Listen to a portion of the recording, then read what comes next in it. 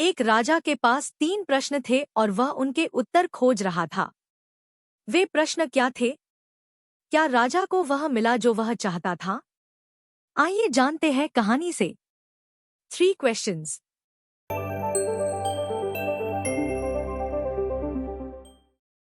एक दिन राजा के मन में विचार आया कि अगर वह 3 चीजें जान ले तो वह कभी असफल नहीं होगा। वे 3 चीजें थी। किसी काम को शुरू करने का सही समय क्या है? उसे किन लोगों की बात सुननी चाहिए? उसके लिए सबसे महत्वपूर्ण क्या है? इसलिए राजा ने अपने राज्य भर में दूत भेजे और कहा कि जो भी इन 3 प्रश्नों का उत्तर देगा, उसे बड़ी राशि इनाम में मिलेगी। कई ज्ञानी लोग राजा के पास आए, लेकिन उन सभी ने राजा के प्रश्नों का अलग अलग उत्तर दिया। पहले प्रश्न के जवाब में कुछ ने कहा कि राजा को एक टाइम टेबल तैयार करनी चाहिए और फिर उसे कड़ाई से पालन करना चाहिए। केवल इस तरह से राजा हर चीज को उसके सही समय पर कर सकता है। अन्य ने कहा कि किसी चीज को करने का सही समय पहले से तय करना असंभव था। राजा को उस समय जो भी हो रहा था उसे ध्यान में रखना चाहिए, मूर्खतापूर्ण खुशियों से बचना चाहिए और हमेशा वही करना चाहिए जो उस समय आवश्यक लगे। कुछ अन्य ने कहा कि राजा को ज्ञानी पुरुषों की एक परिषद की आवश्यकता है जो उसे सही समय पर कार्य करने में मदद करेगी। यह इसलिए था क्योंकि एक व्यक्ति के लिए हर कार्य के लिए सही समय तय करना असंभव होगा। लेकिन फिर अन्य ने कहा कि कुछ चीजें ऐसी होती हैं जो तत्काल होती हैं। ये चीजें परिषद के निर्णय का इंतजार नहीं कर सकती। किसी चीज को करने के लिए सही समय तय करने के लिए भविष्य में देखना आवश्यक है और यह केवल जादूगर ही कर सकते हैं। इसलिए राजा को जादूगरों के पास जाना होगा। दूसरे प्रश्न के उत्तर में कुछ ने कहा कि राजा के लिए सबसे आवश्यक लोग उसको सलाह देने वाले लोग थे। अन्यों ने पुजारियों को कहा। कुछ अन्यों ने डॉक्टरों को चुना और कुछ ने कहा कि उसके सैनिक सबसे आवश्यक थे। तीसरे प्रश्न के लिए कुछ ने विज्ञान को कहा। अन्यों ने लड़ाई को चुना और बाकियों ने धार्मिक पूजा को। चूंकि उसके प्रश्नों के उत्तर इतने अलग थे, राजा संतुष्ट नहीं हुआ और उसने कोई पुरस्कार नहीं दिया। इसके बजाय उसने एक तपस्वी की सलाह लेने का निर्णय लिया, जिसे उसकी समझदारी के लिए जाना जाता था।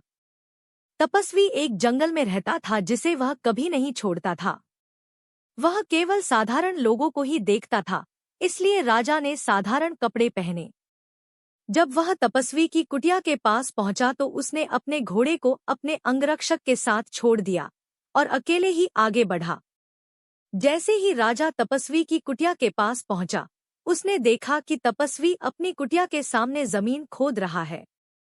उसने राजा का अभिवादन किया और खुदाई जारी रखी। तपस्वी बूढ़ा और कमजोर था और जैसे जैसे वह काम करता था, उसकी सांस भारी होती जाती। राजा तपस्वी के पास गया और बोला, हे बुद्धिमान तपस्वी, मैं आपके पास 3 प्रश्नों का उत्तर मांगने के लिए आया हूँ। मैं सही समय पर सही काम कैसे कर सकता हूँ? मुझे सबसे ज्यादा किन लोगों की जरूरत है? और कौन से काम सबसे महत्वपूर्ण हैं? तपस्वी ने राजा की बात सुनी, लेकिन कुछ नहीं बोला। वह खुदाई करता रहा। आप थक गए हैं, राजा ने कहा। मुझे फावड़ा दीजिए और आपकी जगह मैं काम करता हूँ। धन्यवाद, राजा को अपना फावड़ा देते हुए तपस्वी ने कहा। फिर वह जमीन पर बैठ गया। जब राजा ने 2 गड्ढे खोद लिए, तो उसने रुककर अपने प्रश्न दोहराए। तपस्वी ने कोई जवाब नहीं दिया, लेकिन खड़ा हो गया, अपना हाथ फावड़े के लिए बढ़ाते हुए कहा, अब आप आराम करें और मुझे काम करने दे। लेकिन राजा ने उसे फावड़ा नहीं दिया और खुदाई करता रहा। 1 घंटा बीत गया, फिर एक और। सूरज पेड़ों के पीछे डूब गया और आखिर में राजा ने फावड़ा जमीन में गाड़ दिया और कहा, मैं आपके पास आया था, मेरे प्रश्नों का उत्तर पाने के लिए। अगर आप मुझे कोई उत्तर नहीं दे सकते, तो मुझे बताइए, मैं घर वापस चला जाऊंगा। यहाँ कोई दौड़ता हुआ आ रहा है, तपस्वी ने कहा। राजा ने मुड़कर देखा तो एक दाढ़ी वाले आदमी को अपनी ओर दौड़ते हुए देखा। उसके हाथ उसके पेट पर दबे हुए थे, जहां से खून बह रहा था। जब वह राजा के पास पहुंचा, वह बेहोश होकर जमीन पर गिर पड़ा।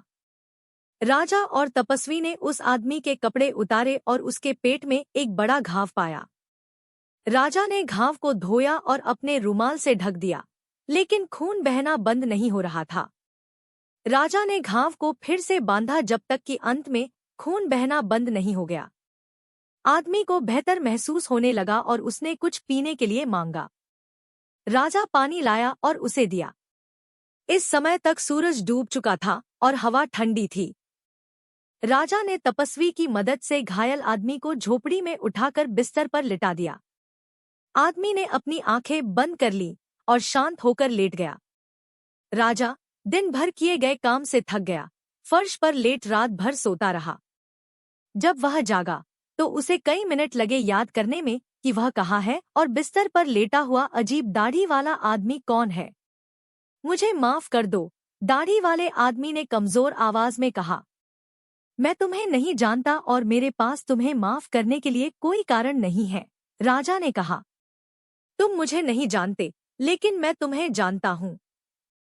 मैं वही दुश्मन हूँ जिसने तुमसे बदला लेने की कसम खाई थी, क्योंकि तुमने मेरे भाई को मार दिया था और मेरी संपत्ति जब्त कर ली।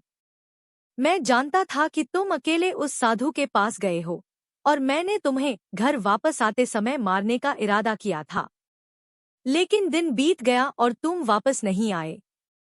इसलिए मैंने अपनी छिपने की जगह छोड़ दी और मैं तुम्हारे अंगरक्षकों के पास आ गया, जिन्होंने मुझे पहचान लिया और मुझे घायल कर दिया। मैं उनसे बच निकला, लेकिन मैं मर जाता अगर तुमने मेरे घावों को नहीं बांधा होता। मैं तुम्हें मारना चाहता था और तुमने मेरी जान बचाई। अब अगर मैं जीवित रहता हूँ तो मैं तुम्हारा सबसे वफादार सेवक बनूंगा और अपने बेटों को भी ऐसा ही करने का आदेश दूंगा। मुझे माफ कर दो। राजा अपने दुश्मन के साथ इतनी आसानी से शांति बनाने और उसे दोस्त के रूप में जीतने के लिए बहुत खुश था। उसने न केवल उसे माफ किया, बल्कि उसने कहा कि वह अपने सेवकों और अपने डॉक्टर को उसकी देखभाल के लिए भेजेगा, और उसने उस आदमी को उसकी संपत्ति वापस देने का वादा किया। घायल आदमी को छोड़कर राजा झोपड़ी से बाहर निकला और तपस्वी को ढूंढने लगा। जाने से पहले वह एक बार फिर अपने प्रश्नों के उत्तर पाना चाहता था। तपस्वी अपने घुटनों पर बैठकर पिछले दिन खोदे गए गड्ढों में बीज बो रहा था। राजा तपस्वी के पास गया और बोला, आखिरी बार मैं आपसे अनुरोध करता हूँ कि मेरे प्रश्नों का उत्तर दें। आपको पहले ही उत्तर मिल चुका है, तपस्वी ने कहा, जो अभी भी जमीन पर झुका हुआ था और राजा को देख रहा था। मैंने कैसे उत्तर पा लिया है? आपका क्या मतलब है? तपस्वी ने जवाब दिया, क्या आप समझे नहीं? अगर आपने कल मेरी कमजोरी पर दया नहीं की होती और मेरे लिए ये खुदाई नहीं की होती तो आप चले गए होते। फिर वह आदमी आप पर हमला कर देता। इसलिए सबसे महत्वपूर्ण समय वह था जब आप खुदाई कर रहे थे, और मैं सबसे महत्वपूर्ण व्यक्ति था, और मेरे लिए अच्छा करना आपका सबसे महत्वपूर्ण काम था। बाद में जब वह आदमी हमारे पास दौड़ा, सबसे महत्वपूर्ण समय वह था जब आप उसकी देखभाल कर रहे थे, क्योंकि अगर आपने उसके घावों को नहीं बांधा होता तो वह बिना आपसे शांति बनाए मर जाता। इसलिए वह सबसे महत्वपूर्ण व्यक्ति था, और जो आपने उसके लिए किया वह आपका सबसे महत्वपूर्ण काम था। इसलिए याद रखें, केवल एक ही समय महत्वपूर्ण है और वह समय अभी है। यह सबसे महत्वपूर्ण समय है क्योंकि यही वह समय है जब हमारे पास कुछ करने की शक्ति होती है। सबसे आवश्यक व्यक्ति वह होता है जो आपके साथ एक विशेष क्षण में होता है, क्योंकि कोई नहीं जानता कि भविष्य में क्या होगा और क्या हम किसी और से मिलेंगे। सबसे महत्वपूर्ण काम उस व्यक्ति का भला करना है, क्योंकि हमें इस दुनिया में केवल उसी उद्देश्य के लिए भेजा गया है। ओके, तो आज के लिए बस इतना ही। उम्मीद करता हूँ आपको मज़ा आया होगा और समझ में आया होगा। अपना ध्यान रखिए, मम्मी पापा का कहना मानिए, और अगर कोई प्रॉब्लम आए तो नॉक कीजिए और बोलिए, हेलो अध्यापक।